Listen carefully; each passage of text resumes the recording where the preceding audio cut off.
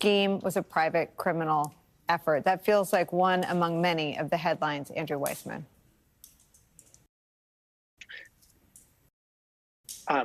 Nicolle, I don't like to jump to something that sounds like hyperbole, but there is no question that there are repeated bombshells in this submission.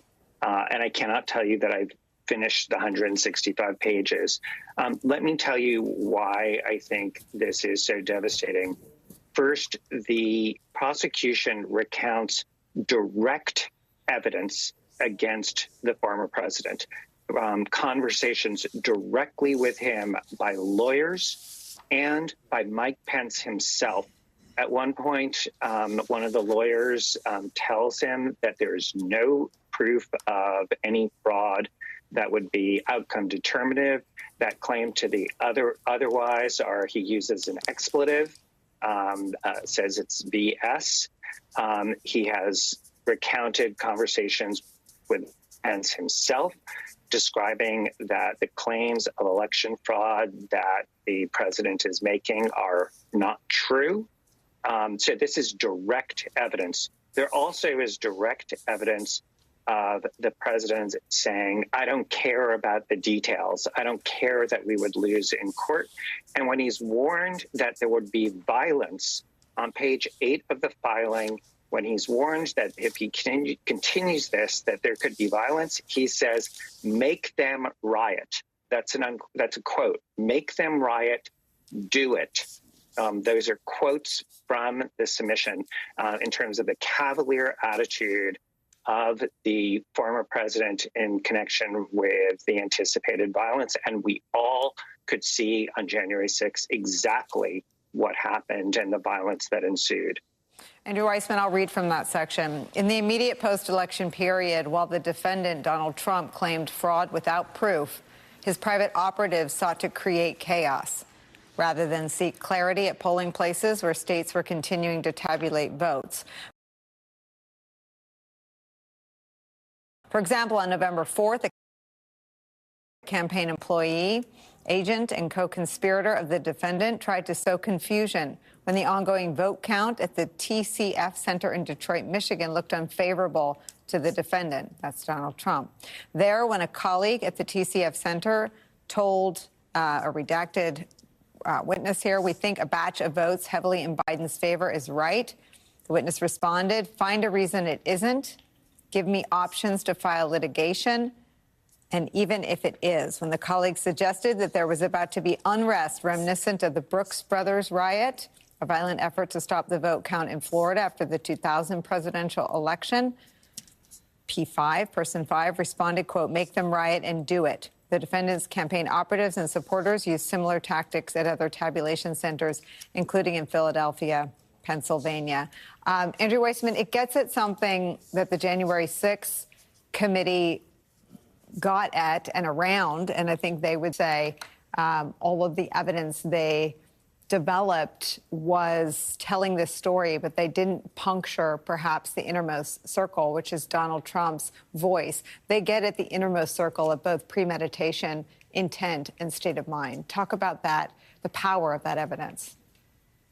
Absolutely. So that is exactly the limitation, as terrific as the work was of the congressional hearing and how much they did with limited tools. If you recall, Mike Pence did not testify and provide evidence there, nor did certain witnesses come in and say what their direct conversations were with Donald Trump. So they talked around meetings, they talked about certain things that happened, but they would not talk about those direct conversations. What this filing shows is Jack Smith did just that. He has those conversations, direct evidence with respect to the former president, direct knowledge to show that he knew that his claims were false. And I think, that's one where we knew that was going to exist. I find the statements about what he thinks about violence is something that is both devastating for the legal case, and you would know better than I, but from a political case, especially in light of the kind of claims that were made yesterday at the vice presidential debate to sort of sugarcoat and whitewash what happened on January 6th. This has Donald Trump being so incredibly cavalier. Remember, at the time that he is reported to be making these statements, he is the sitting president of the United States. And when he is told about potential violence, it is not how do we prevent it. The quote is, do it, make them riot. So it is just so antithetical to what you do when you are a government official, as Nicolle, you have been, and I have been, and Harry has been. That is, you take an oath of office to defend the Constitution, to uphold the law. So those kinds of statements that Jack Smith clearly has are really devastating, I think, both from a legal perspective and then obviously potentially from a political perspective. Okay, I want to turn the conversation to Pence. I want to bring Lisa Rubin in, who just gasped upon reading something on page 142. I'll share what you read that made you gasp, and then let's dive into what we know to be new, and that is Mike Pence's voice on all of this. What we had were our eyeballs on Mike Pence's movements on that day. What we had were our ears on the sound of actually a disguised voice testifying before the January 6th Select Committee about the calls, the kinds of calls that came into the sit room back at the White House from Mike Pence's security detail. But we didn't know much in Mike Pence's own voice. We didn't know what he would say under oath as a witness in a criminal proceeding. But now we do. Let me read to you. I'll read first what made Lisa Rubin gasp. Why make everybody wait? From page 142, quote, upon receiving a phone call alerting him, Donald Trump, that Pence had been taken to a secure location, witness P15 rushed to the dining room to inform the defendant, Donald Trump, in hopes that the defendant, Donald Trump, would take action to ensure Mike Pence's safety. Instead, after this person delivered the news, the defendant, Donald Trump, looked at him and said only, quote, so what? Lisa? The cavalierness with which Donald Trump received that news certainly is news to me, and it goes to Andrew's point about a number of the allegations here not being just things we've seen before in the January 6th committee and in the transcripts that were generated by that committee's investigation. There's a whole lot of new content here, Nicolle, and that is just one part of it. I want to also talk about the fact that while much of the public focus is going to be on the interactions between Trump and Pence as a witness before the government, there is so much else here outside of Pence, so that even if a higher court at a later point decides that those conversations really are off limits, it doesn't change the fact that, for example, there are huge chunks of this brief that talk about things that are solely outside the executive branch entirely, including a many-page-long section about Trump's outreach to officials in other states, including his infamous phone call to Doug Ducey, the governor of Arizona, his meeting with the two heads of the Michigan state houses in the White House, a call to then Speaker of the Arizona State House, Rusty Bowers, a call to Chris Carr, the then and current Attorney General of Georgia, and, of course, the infamous call to Brad Raffensperger. There's also a huge section on the fake electors scheme, which was largely perpetrated by people outside government, including then chair of the Republican National Committee, Ronna McDaniel, and Rudy Giuliani, as well as others. So I think the focus publicly today is properly on Pence because there's so much about that we don't know. But in terms of thinking about what the right legal outcome here should be, I want to make sure that people understand that there is so much here that is solely private in its nature that Trump and his team of lawyers can't get around. They may have delayed the ultimate judgment day, and depending on the outcome of the election, there may be no judgment day.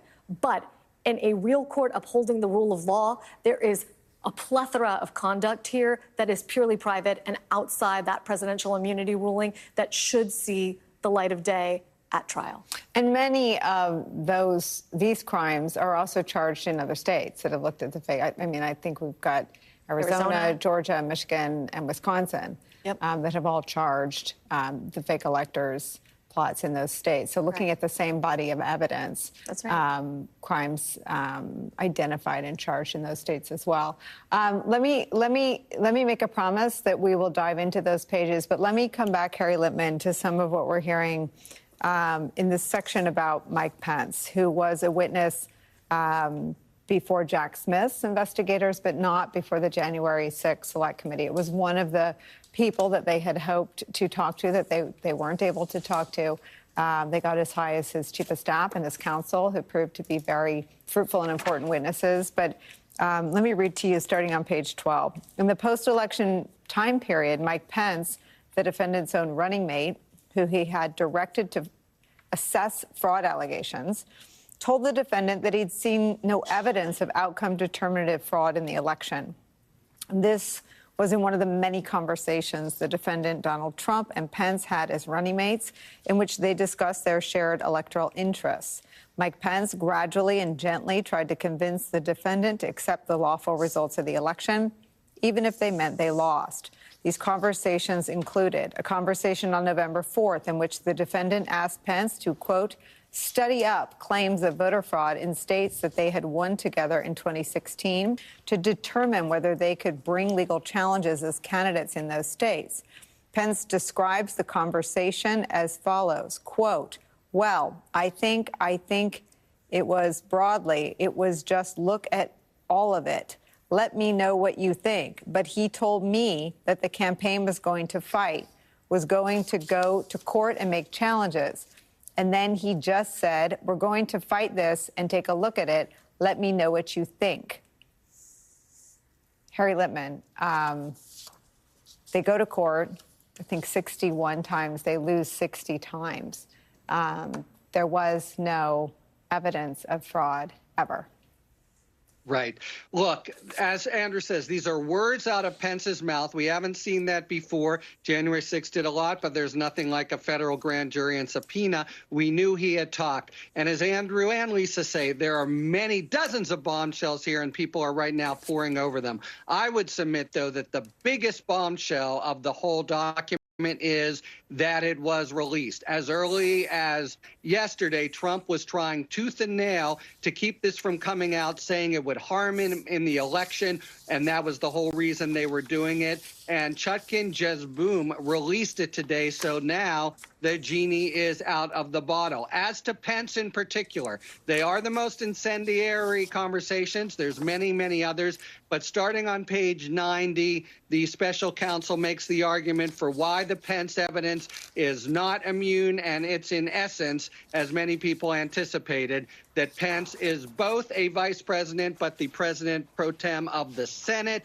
And in that role, it's in that role that Trump is trying to browbeat him.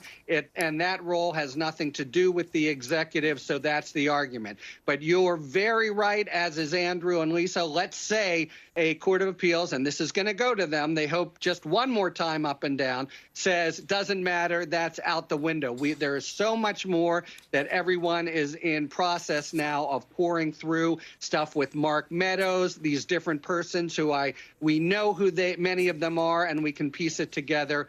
But the big thing now is it's all been laid bare, notwithstanding Trump's very strident efforts to keep it from seeing the light of day. And now he can appeal, but the genie is out of the bottle, as it were. We have all this evidence with chapter and verse cited. It's such a good point in terms of why this matters.